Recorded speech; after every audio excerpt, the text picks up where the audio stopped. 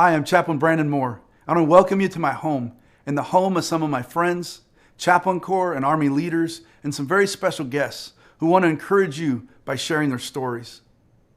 They open up about their lives and the difficulties that they've faced. We'll follow them through moments of uncertainty and see how they've grown together through adversity. Let's begin our journey.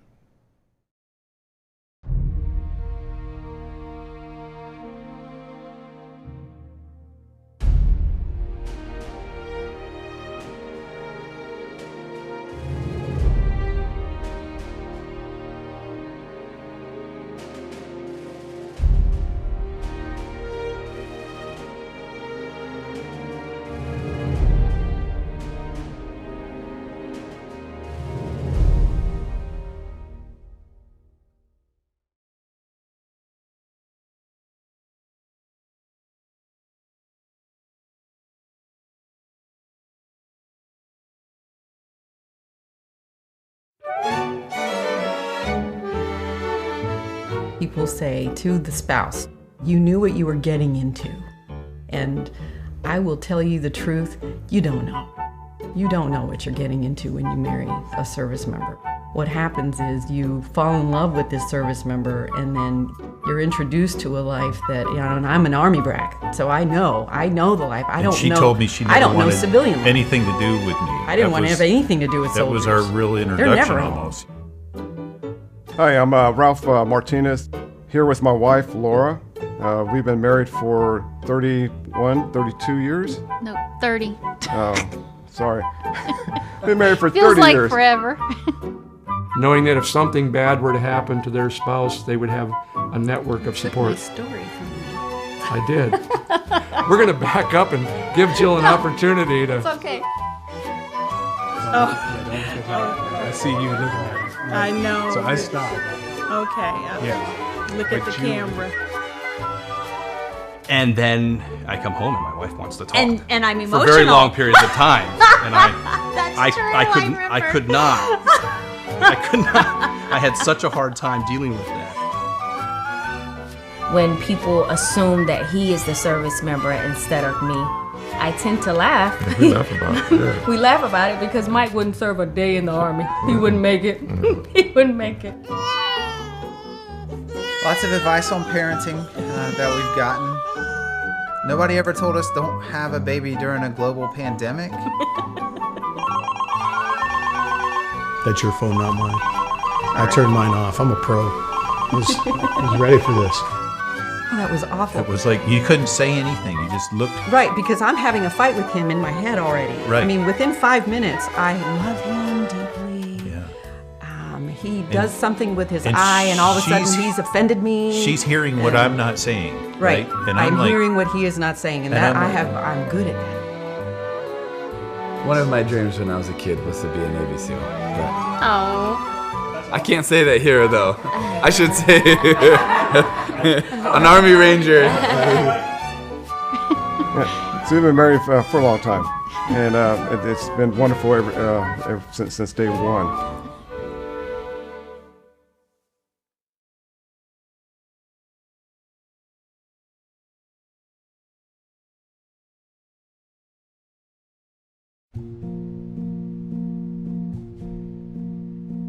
Well, I think our journey started 42 years ago with a real strong sense of calling in both of our lives, that we knew that we were called as a couple into ministry, but specifically ministry in the military chaplaincy in the Army. And there was a sense of adventure about that journey together, but we were all in from the very beginning. We dated for 4.5 weeks, and Maggie left to study abroad for 4.5 months. And when Maggie came back, I took her to meet my family in Hawaii, and I said, this is the young lady I'd like to marry. And of course, my family was kind of blown away. We're in the middle of this war. We're in the middle of this war. And that's why we got married. If we want to get married, this is it. It's time to get married. Yeah. If you look at Robin and Bill Green at year number 1, you would see two young folks really struggling to kind of figure some things out. Because I think we probably bought into that whole idea about how people say, the first year is always the toughest year. You know, But we realized that, we'd been apart all those years before we met each other, and so we brought all this history into the relationship. And we've learned now how to work through some of that history. We've been married 12 years. 12 years? No. Or, no, 8 years. 8 years, 2012. We met in Nashville in between deployments. Either one of us expected much at first because we knew I was taking off and had deployed several times before and had no expectations of someone who just met me to power through a deployment. It was hard because we met and 6 weeks later he went on a deployment. I've always kind of resented that a little bit because we missed out on that kind of courtship phase that lots of couples, that great phase of falling in love with somebody we had to do over Skype and across many thousands of miles, and it was really hard. Mar and I got married in May of 2000. We literally went to the church on a Saturday and we drove from Fort Benning, Georgia out to Fort Lewis, Washington on a Monday. And in a matter of 2 weeks, I took command of my first rifle company. We bought our first home. 15 months later, 9/11 occurred.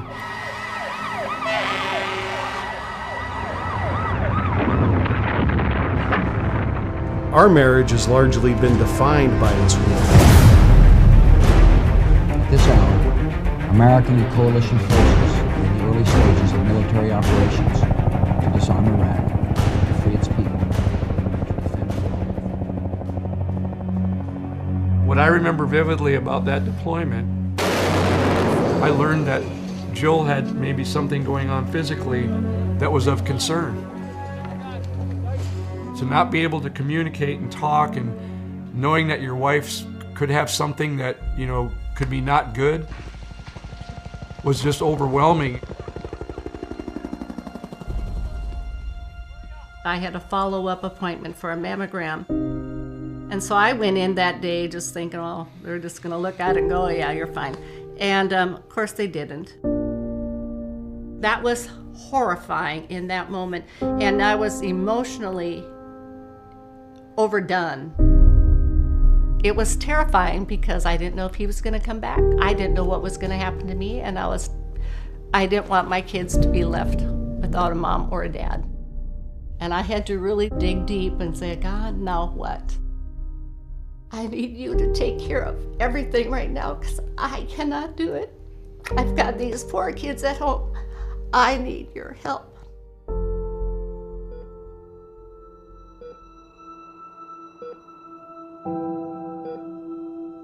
JP was born at Fort Lewis. Pat was deployed. He was having issues in utero, and I was seeing specialists. They actually didn't know whether JP was going to make it or not. So I'm in Afghanistan in 2002, and someone calls and says, your wife just went into labor. It's about as nervous as I've ever been in a combat environment.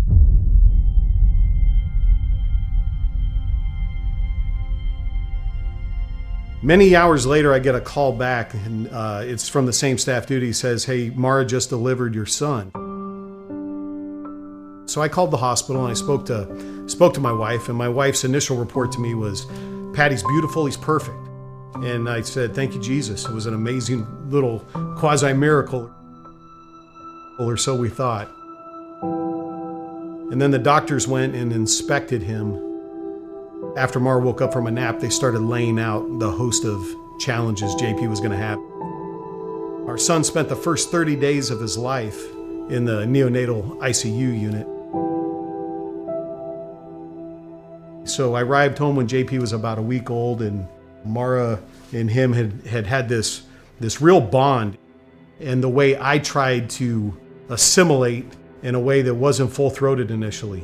I was not a good husband or a good father necessarily, having left this environment that was rather intense, and then trying to fit into a neonatal ICU, have deep empathy for my wife who'd been slugging it out with our young child, who I had never met before. I've got my husband who's going through a significant, situation overseas, and he's coming straight to a NICU, and, my son's got tubes everywhere. They also lost soldiers while he was coming back, so you've got this kind of tug of war going on.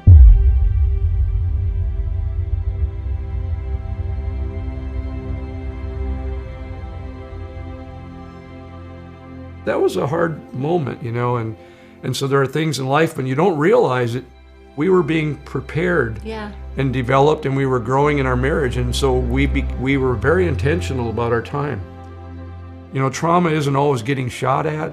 Be traumatized by a number of things, by what you see, by what's thrown at you in life. Today, ISIS under assault on two fronts. Security forces have secured the southern end.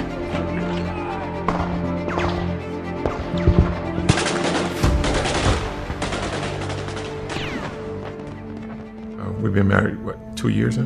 We've been married 2 years now, and we got married in 2018, April 25th, and I have been serving for the past 15 years. The challenge for me is you don't know when she's going to get a call and she have to leave. And I try my best to prepare myself and my son if she leaves. That runs through my mind a lot. Why is that? Like, what scares you? Like the part about me not coming back home, or the part about me just deploying, or deploying and something happens, you know, out there. Oh. You know, something happens to you.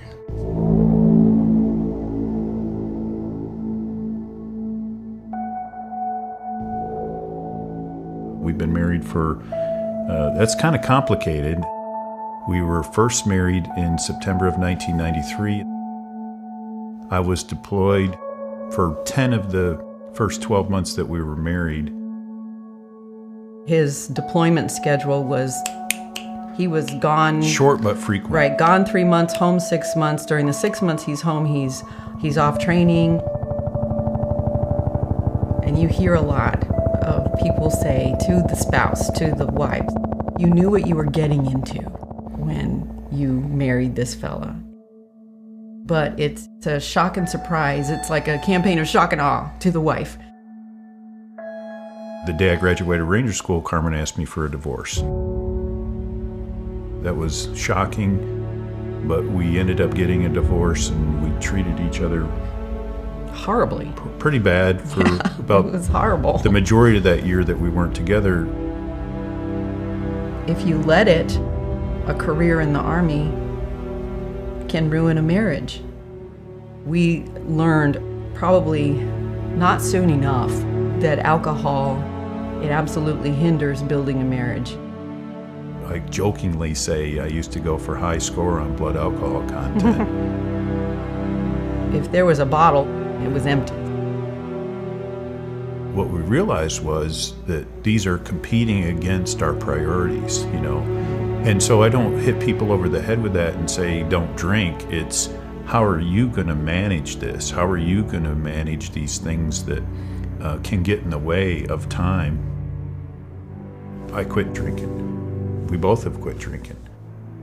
You've got to address the challenges if you think everything's always going to be great.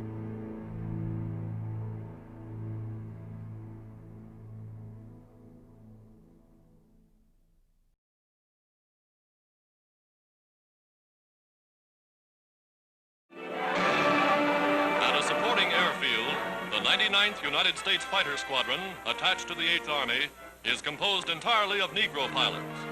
Veterans of 236 missions in Africa. I think probably two things have really galvanized my feeling about the military is, number one, my dad. He wanted to serve the country, and he enlisted.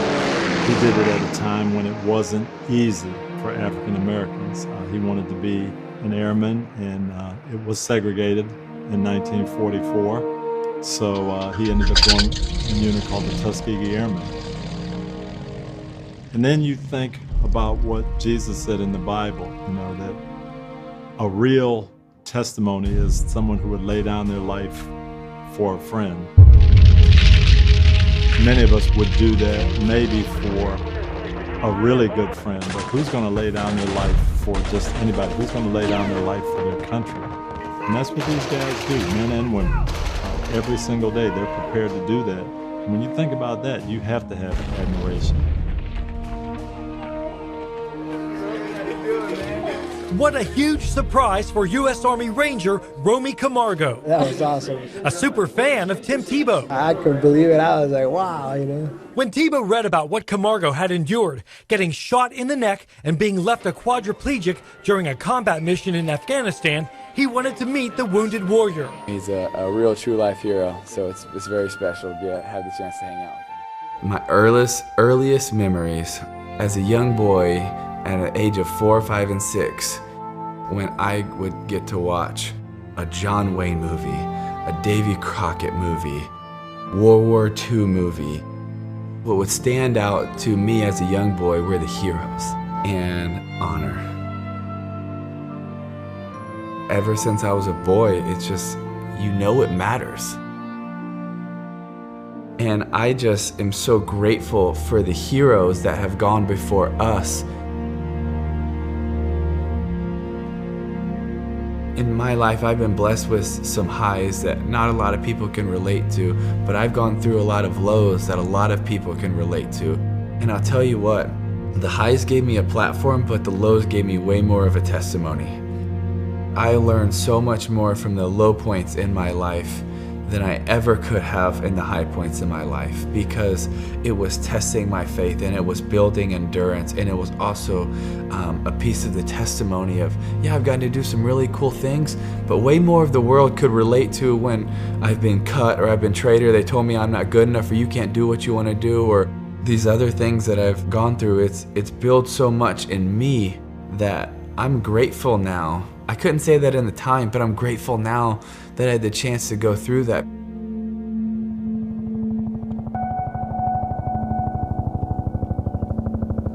I think Carmen would say, the Army's my mistress, because when the Army calls, I go. But we kept finding excuses to come back together.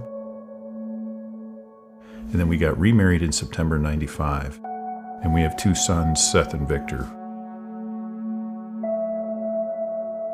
As soon as Chuck started getting more and more rank, we started moving sooner and sooner and sooner and sooner. Mm-hmm. So we were moving once a year, it seemed like it. And that brings challenges on the boys, too. We've moved 10 times in their lives alone. And each time, much like redeployment, it's a different challenge for them because they're at a different phase in their life. There was a particular time frame where we had 7 fatalities in the 24 months that I was the CSM. 5 of them were self-inflicted mechanisms of death.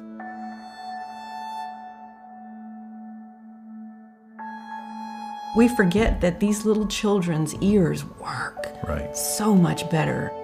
They take in stuff that we have no idea of. So they're exposed to this. You know, raising them in a Christian household, they know what death is, but seeing so much of it, we had no idea that it was touching them the way that it was. My youngest thought that suicide was like a virus, that it was catching, and that he may get it, and that he may compulsively do this to himself. I mean, suicide is a touchy subject. No one wants to talk about it. No one wants to deal with it. But it is a part of our lives in the military. And this poor little boy thought that he could catch it. And I had no way. I did not have it in me. I did not have the skills to help my son understand, other than to be his mom and you know, to say, we need to find some help. And I really just undervalued it at first, that I just thought, well, rub some dirt on it, you know, it'll be fine. And then we both realized we have a serious issue here. We have an issue that we need to address as a family, you know. We went to family counseling, you know, and you know, the Army, you know, they give you recognition for hard work and everything. What's not on the,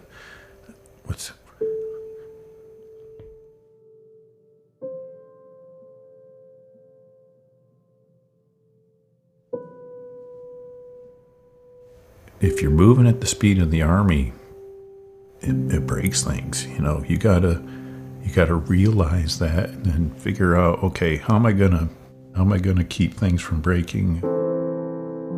It's a demanding lifestyle. This is a way of life. It's not just a job. It's a commitment. It is a conscious commitment. You can't just say I'm married to him. I say I'm married to him in everything that he does, because everything that he does, we do. We are all in this together.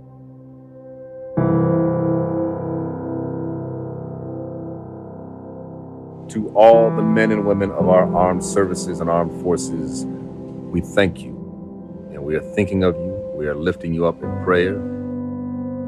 I speak as an Army brat. You know, my father was in the military, so we grew up in a military family. So I know when those men and women and family members put on those uniforms, the family serves as well. And that's real. But just know that we see you, we appreciate you, we need you. We'll get through this as a community and as a society and as a nation and as a world, global community. But it's in no small part to the work that you do on the front lines, whether it's in the reserves or wherever you may be. Just know that we love you, we need you, we support you, and we lift you up in prayer. I just want to do a special shout out to all the armed services, not only here in America, but around the globe. All the sacrifice that you're making for us here in America. And I want to bless you and thank you and know from the bottom of our heart that we're here supporting you all the way around. My brother, Lieutenant Colonel Scott Sorbo, served 23 years in the U.S. Army. So I am a big fan of what the armed forces and all the branches do to keep us safe. God bless you guys, and know that you have full support here back home in America. Thank you.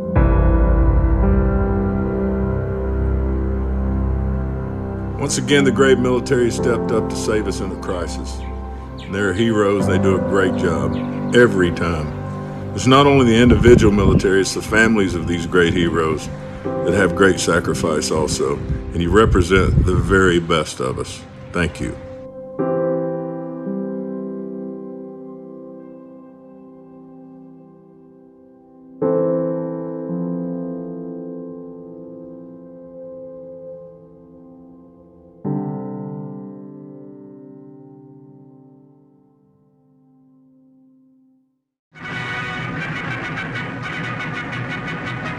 United Nations troops are obliged to fall back on all fronts in the face of attacks by Chinese Reds. When I was 3 years old, we lived on Guam. The Korean War broke out, and my dad was immediately stationed in the war zone, and my mom and I were evacuated within 24 hours. Somebody referred to me as a military dependent. And I said to my mom, what is a dependent? And she said, well, that's a big word for a little hero. Not too many years later, I remember being handed a folded flag and hearing the bugler play taps, and I then understood actually what my mom meant by a hero. It was my mom, because I saw in her tears all the devotion she had made as a military wife to keep the fabric of this country together through raising her child, imbuing in him the kind of values that my father had fought and literally died for. So when people talk to me about military wives, I said, I've said to them many times, you've got it wrong. They're not military wives, they're military heroes. Because there's a fabric to this country. It's the same fabric that's in that flag. It's in the fabric of every warrior's uniform, and in the fabric of the community and the family and the nation that those people build together. So when you see a military father or a military mother or a military child or sibling, husband or wife, just know that they are heroes. And we stand by them every day. Every day. This is the hardest thing. I feel like no matter how many times, because we've done this so many times, 500 something miles. I was trying to be so strong. And then, just like the last 30 seconds was the hardest.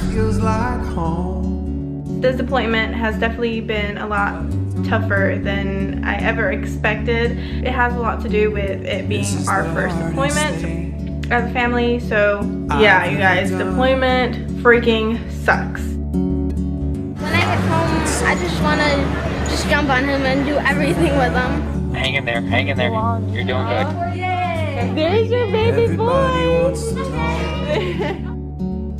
With my husband being gone for a year, is that worth the time and the money? I mean, no money could ever replace my husband not being here for a year, you know. There's not a day goes by that you think, okay, this is it, this is the end, I need to quit. No, you keep going, and you pray every moment that they're going to come home.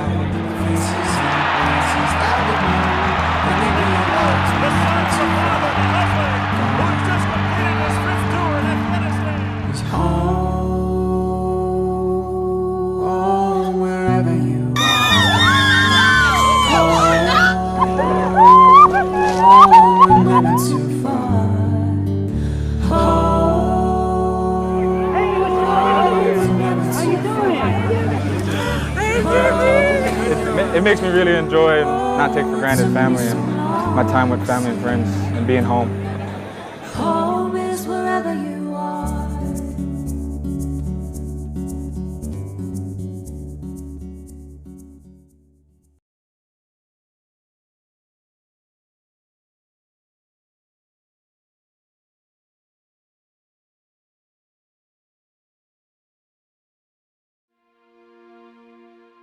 Our family's been through a host of things, and our story isn't unique in the Army. There's many stories like ours, and many people have it so much worse than us. There's a deep humility that you have to have when you're struggling with these things, and perspective's powerful. So for us, when JP was born and I was in Afghanistan, that was a challenge, and I'm not proud of the way that I came back. It was a very difficult transition for me, and my wife forgave me for that. She reminds me of it periodically, for sure, but she certainly forgave me. We've had to learn to have balance, and we've learned that balance is different for every family. What I've learned, and this is kind of what I think my wife would echo, when I'm home, I must be all in. I must be invested. I must give everything I have to the family. Because when I don't, she knows I'm out of balance. And she can live with separation, and she can live with adversity, and she can live with long hours and a lot of duty, and she can live with phone calls at any hour, because she serves too. She has literally given her life for this country just as I have. On the other hand, though, when I am home, she expects me to give everything I got to the family. You got to engage. You got to take some pressure off me. You got to put some time into us, invest in the children, and do the things you can to keep yourself in some balance, so that when you contribute in your marriage, you can give your spouse, and it ain't a 50-50 thing. This is kind of like an all or nothing sort of thing, right? You're either in or you're not. There is no 50-50. Both have to give, and both have to forgive. Early on in our marriage, we decided that we were committed, and that is like a focal point for me to know that we are committed, that we are going to get through this through communication or saying I'm sorry. Those are some great words. You know, I am sorry. Being able to accept the fact that that person's saying I am sorry to them, and realizing the importance of forgiveness. I think that the power comes from the fact that the person is making him or herself vulnerable in order to move on and to seek better horizons for the relationship. Even though we're married now, we don't want to stop dating. Yeah. That even though she's my wife, I still always want her to be my girlfriend. Even though we've only been married a few months, it was easy to get in all of a sudden a path where you're not doing the same little things you were, and you're like, wait a second, why am I not? Because if I stop doing those things, what that really means is I'm taking her for granted. I'm not getting the flowers as much. I'm not doing the surprises. I'm not writing as many of the notes. And I do means I'm gonna continually do the same things that we did to get to this point. And I think it's a lot more important to say I do every day than to say I'm done because I did.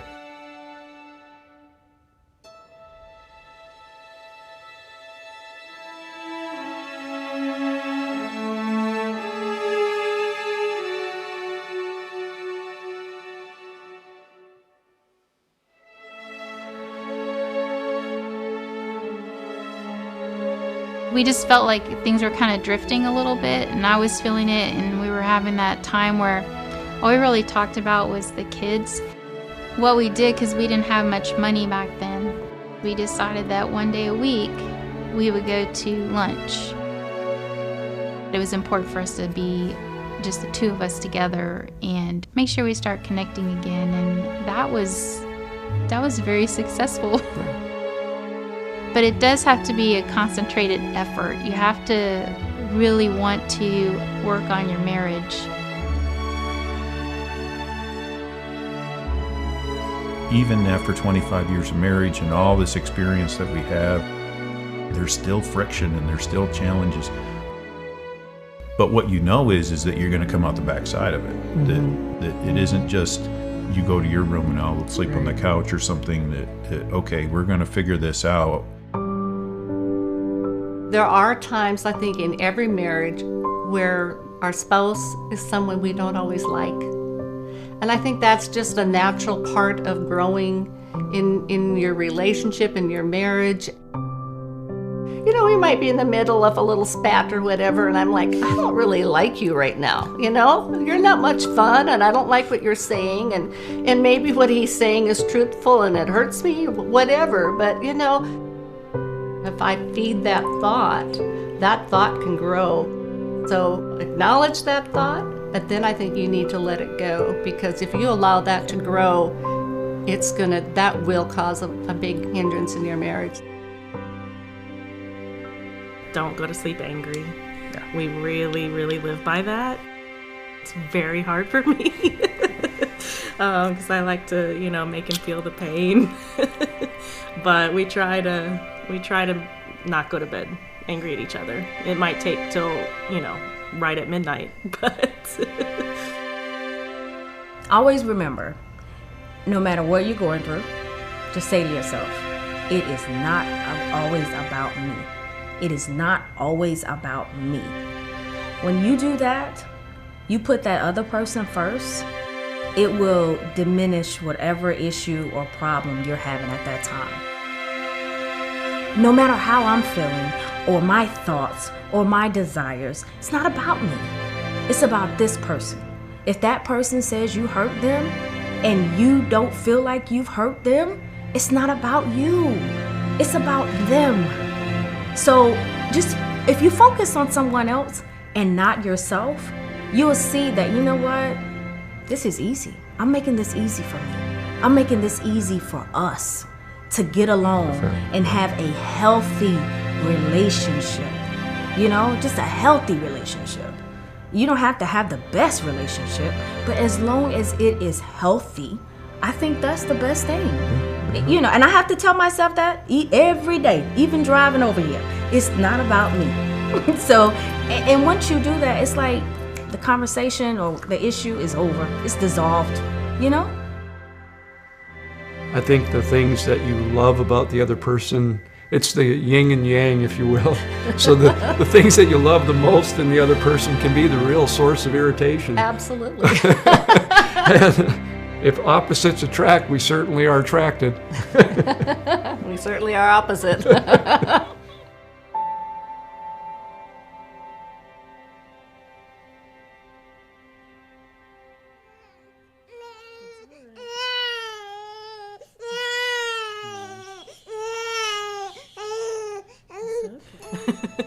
It's been incredibly difficult.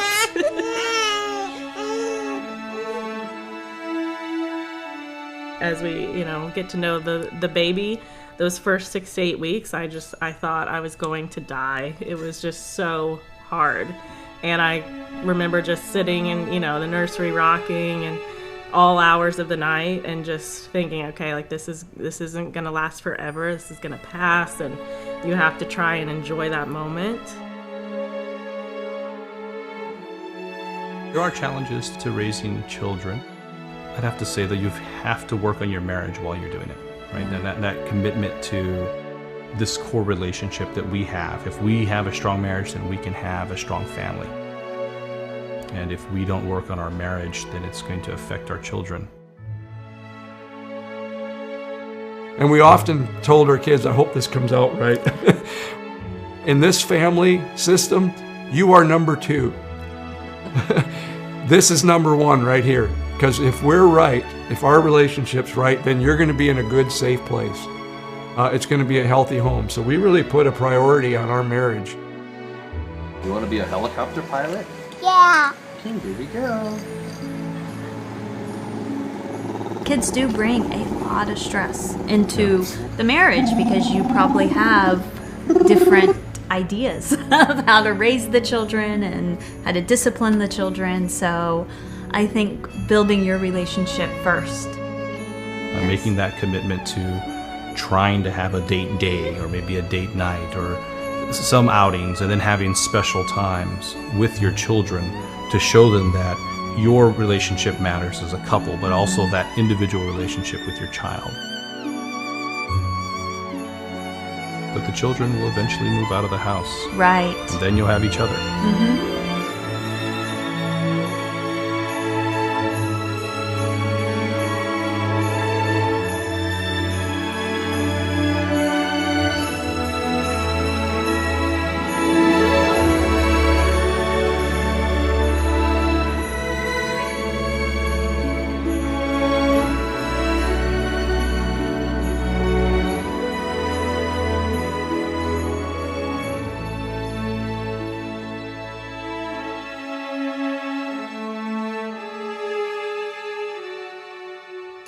On Father's Day a few days ago, 5 a.m., walk in tired, and he hits me with a smile, and I realized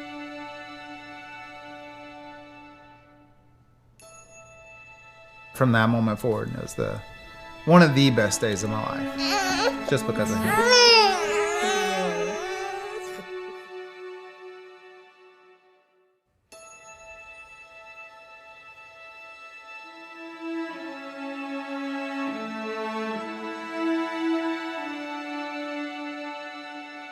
While we make time for all these other things, do we really make time to what we say are our priorities? For me, I've always said faith, family, is first. Second and third, one out.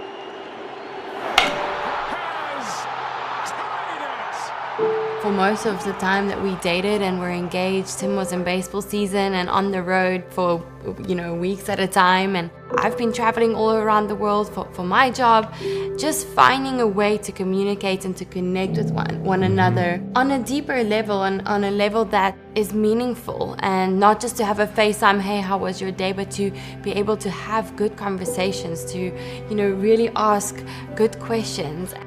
And we hear that all the time. It's a catchphrase that everyone wants to say, oh, let's have good communication. But good communication is only good if it's clear communication, right? So and it's important to get down to those needs and those wants, and it's important for us to not just be around each other when we have the chance, but communicate with each other. Understand what you're saying, why you're saying it, and how I can meet those needs and vice versa.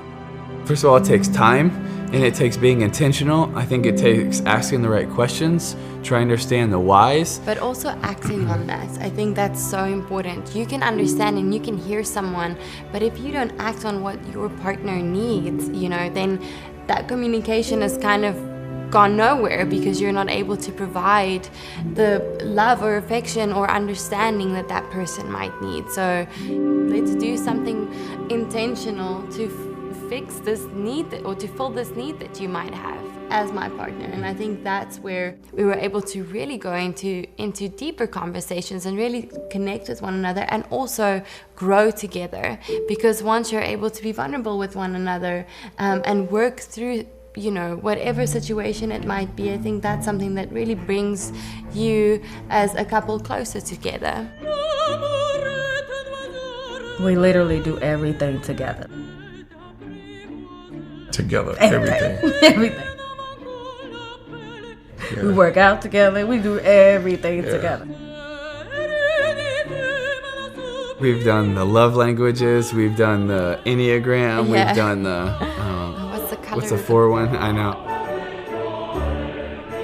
It's not one that's an end all be all, but every little bit you learn more. You learn more. You learn more in the highs. You learn more in the lows. You learn more in the silly times. You learn more in the funny times. I think we enjoy each other's company more than anything else. Oh, yeah. Yeah. You know? Even though sometimes you don't like Yeah, sometimes. but But it's okay.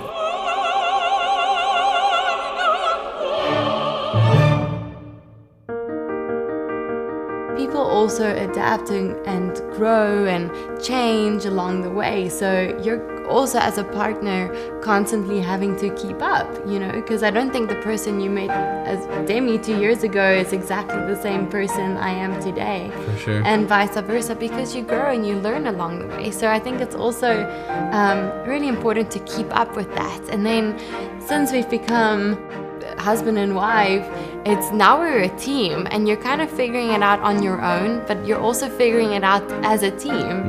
And that's been super fun. It is. But then it's also, as a team, is where do I need to come in and help on her stuff, and where do I let her do it, you know? Yeah. And that's a fun process. You're like learning except each when I other's overstep. roles. I think marriages really thrive on consistency and doing things the same way. And we get into a rhythm, we get into a routine, and we all feel good about it. Well, change, adjustments, anything that takes you off that track a little bit is going to challenge that marriage. And so we've got to come through it and realize we've got to make adjustments. How can I help my wife? How can she support me? How can we come in this together? Anything that's important, it's hard to do it by yourself. Whether it's life, marriage, a career in the military, a football team, you say, I've got all the answers, I'm going to do it by myself. You're going to see disappointments. You're going to see problems that you can't overcome. And to me, it always has to be belief in something bigger than you. People talk about faith in a lot of ways. I put my faith in the United States. I put my faith in the military. I put my faith in my parents. That's great until you come up to a situation that they can't handle. And then what happens? When our son died unexpectedly, when I got fired, even though we're in the playoffs,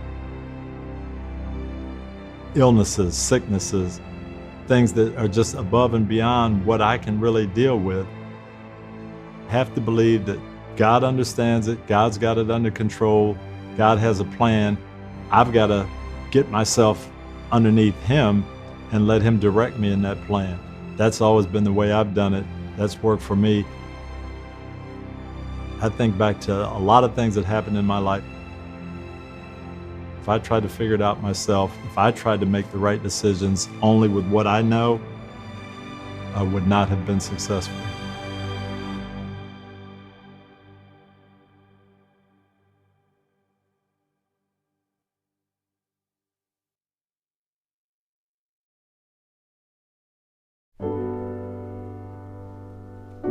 You don't go from 0 to 60 in 2 seconds. For us, it's taken 30 some odd years of marriage, 30 some odd years of, learning each other and dealing with adversity. It's not easy being married. Somebody told me at some point, you have to passionately pursue your partner every day. And I think that that's important to remember when, especially in a military marriage, because they may not be with you every day. By design, this lifestyle is hard. Very few people take an oath to support and defend the Constitution, to lay down their life for an idea like we have. That's not a natural act for most people. We approach a lot of things as teammates. We try to keep that mindset. Let's have this conversation together from the get-go versus trying to impose our wants and wishes on the other person. And when I've tried to impose things or she tries to impose things, that's a fantastic way to get into an argument. We enlist soldiers and we re-enlist families. So when we do this together and we're on this journey together, it really does take a degree of resilience. You have to be able to take a blow, a step back. You got to be able to repair yourselves, and you got to be able to return to your mission. Return to your mission in your family, which is loving each other and leading each other, and return to your mission in your organization, which is loving and leading them. rarely are things are as good or as bad as they seem. You're probably somewhere in the middle. While some moments may seem overwhelming, all the times that I've felt that way, when I take a step back and take a deep breath, I realize everything's all right, and we just put one foot in front of the other and work our way through things. Another running play. A dive walks in for the touchdown. Colts have taken the lead for the first time in the AFC Championship game. I think the great thing about adversity is how it does stretch you and cause you to grow. And I always point to not our Super Bowl winning game, but the game before that. We're in the AFC Championship game against New England. They've kind of been the thorn in our side over the years. We finally think this is our chance. What are we going to do? Are we going to say, oh, gee, it's not our day again, we'll never get past this? Or do we buckle down and move forward? Fortunately, our players had that faith. They kept going. They stuck together. Intercepted. Colts are going to the Super Bowl. Tony Dungy will join his great friend Lovie Smith at the Super Bowl on this historic day. The first two African-American head coaches ever to make it to the Super Bowl. And all our Colts fans, I see them now, years later, oh, that was the greatest game. That's the best game I've ever. And I think to myself, how could that be the best game? We only had 1 minute. But it's how the story ends and how you push through adversity that matters. Nobody goes undefeated. Every play isn't perfect. Every play isn't a success. You can give up and say, oh, well, gosh, I can never do it now because this is too much adversity. Or you can say, what can I do to make the situation better? How can we fight through this?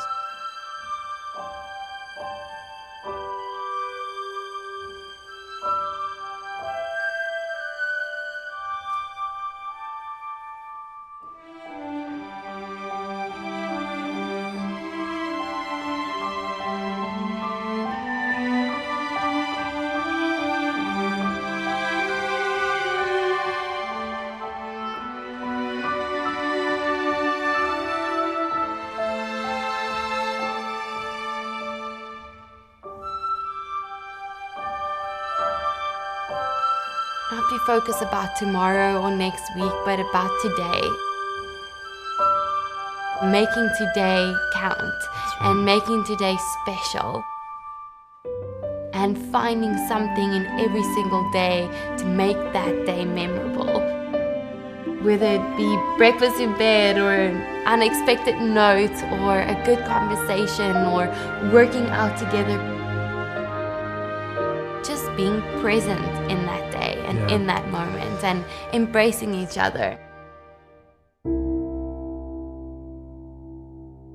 Do not stop having a physical relationship with each other. Don't stop the intimacy. The intimacy is what, well, you thought I was going to go somewhere else. I didn't know where you were going. Yeah, that's good. I got the warning.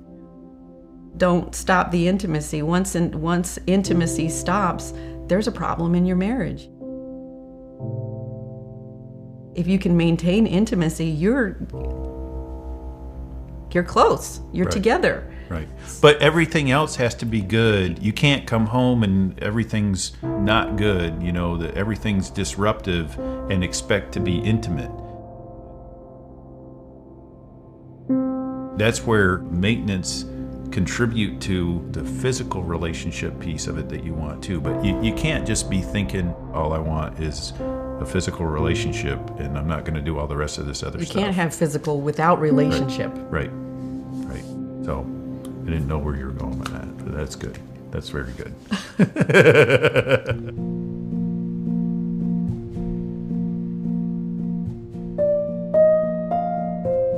You're going to face challenges. You're going to face separations. You're going to face a plethora of things in your marriage, and they may seem like they are insurmountable.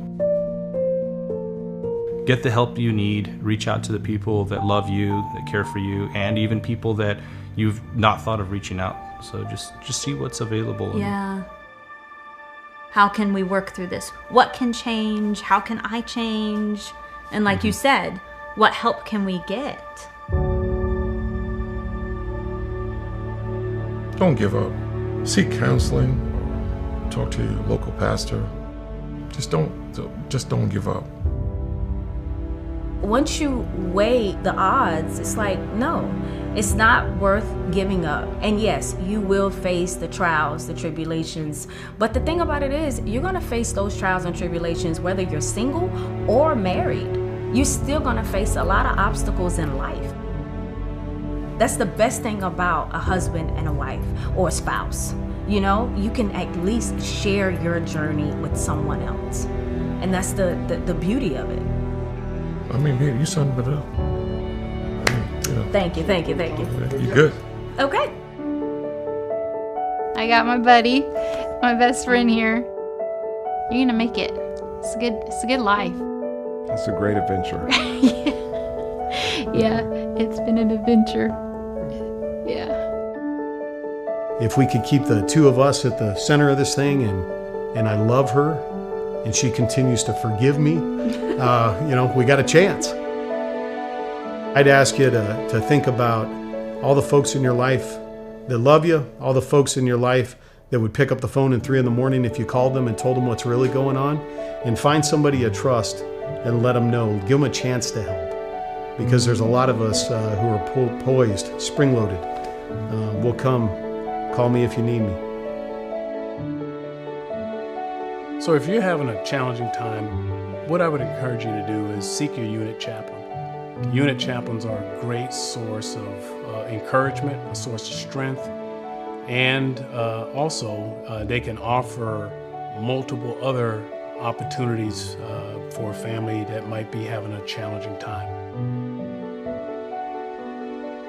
We've been doing this for 245 years. I think we know a little bit about caring about people. It's a major part of what we do. In fact, it's one of the reasons I continue to serve.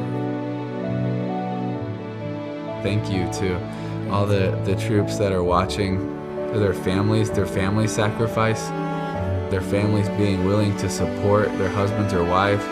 And we're grateful for you. We're grateful for your heart, for your courage. We're grateful that God made you in such a unique, special way for such a time as this, as to be heroes for us. I am truly grateful, and I'm not saying that because it's politically correct. I'm saying that because I believe that from the bottom of my heart. I am an American soldier. I am a warrior and a member of the team. I serve the people of the United States and live the Army values. I will always place the mission first. I will never accept defeat. I will never quit. I will never leave a fallen comrade. I am disciplined, physically and mentally tough, trained and proficient on warrior tasks and drills. I always maintain my arms, my equipment, and myself. I am an expert and I am a professional. I stand ready to deploy, engage, and destroy the enemies of the United States of America in close combat. I am the guardian of freedom and the American way of life. I am an American soldier.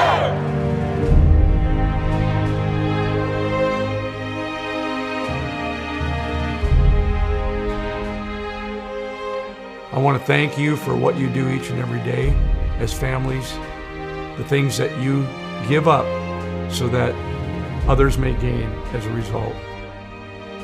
I just want to thank you again for your service to our great nation and to this Army. And I'd like you to just join us as Jill and I close out our session today in a word of prayer. Gracious God, we thank you for this country that we love and for the privilege of serving it at this time. We ask, Lord, today, extend our hand of blessing to the Army family. Father, we thank you for this day and for an opportunity to serve our great nation. We thank you for the families that are watching from near and far. We pray that you would continue to be with them as you have been with them, O God, down through the ages. I want to pray for safety. I want to pray for your hand of protection over them. But even more than that, I want to pray that they will feel your presence, that they will know that they're not just protecting us, but they're honoring you. We're just so grateful for this opportunity to connect with so many heroes of this beautiful country today, and thank you for putting such an important call on so many of these members' hearts to do something for this country and all the citizens of this country. We pray, Lord, that whatever we might be going through, whatever we might be facing, whatever challenges and adversity might be before us, that you will be there with us, that you will help us to grow together through it, and that you'll strengthen us. Lord, I thank you so much for every single person watching. I pray that you would encourage them, that you would give them fulfillment in what they do. Lord, we are truly grateful for these men and women, for their heart, for their life, for their courage, and for their sacrifice. Lord, that we know that you will maintain your faithfulness to us in time.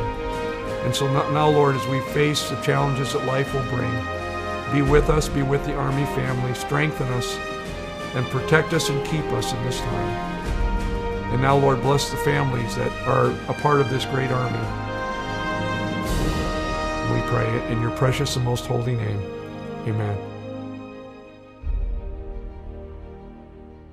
Thank you for joining us in this important conversation. It's our hope and prayer that you were encouraged and challenged, and maybe even discovered some strategies to strengthen your marriage. If you need help, reach out. You're not alone. The Army has many resources available for you. Thanks again for joining us. Let us know how we can help you on your journey as you grow through adversity. The Lord bless you and keep you. Hi, I'm Vanna White. I want to send my love to the men and women of the American Armed Forces and their families. I appreciate all that you do for our country and hope that those of you who are separated will be reunited soon. It's an honor for me to have this opportunity to say hello to the men and women in the military.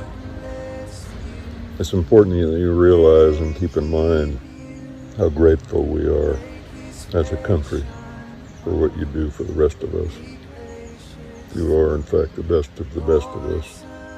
I wish you well, wish you Godspeed, and I thank you from the bottom of my heart for your service.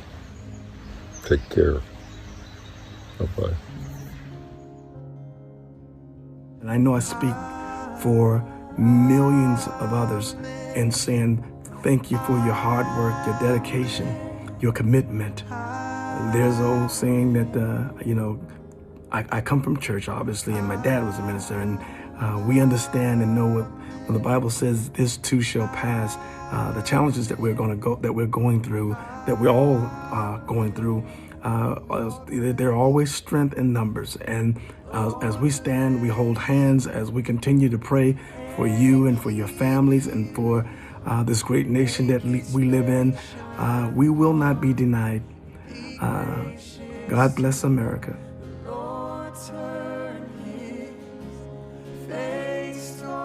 To the men and women of the American Armed Forces and their families, I send you my hope and my encouragement and my thanks for your sacrifice during this difficult time. We live in a great country.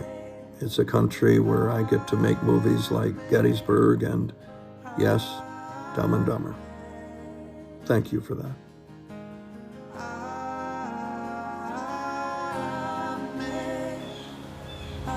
Hi everybody, it's Drew Carey here from The Price is Right. Former Marine reservist.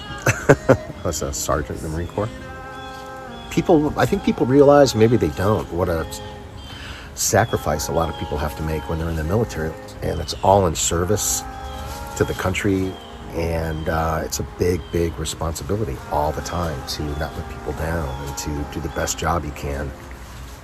And I just want to say that, for me, I really, really appreciate everything you guys do, and your wives and your husbands and your kids.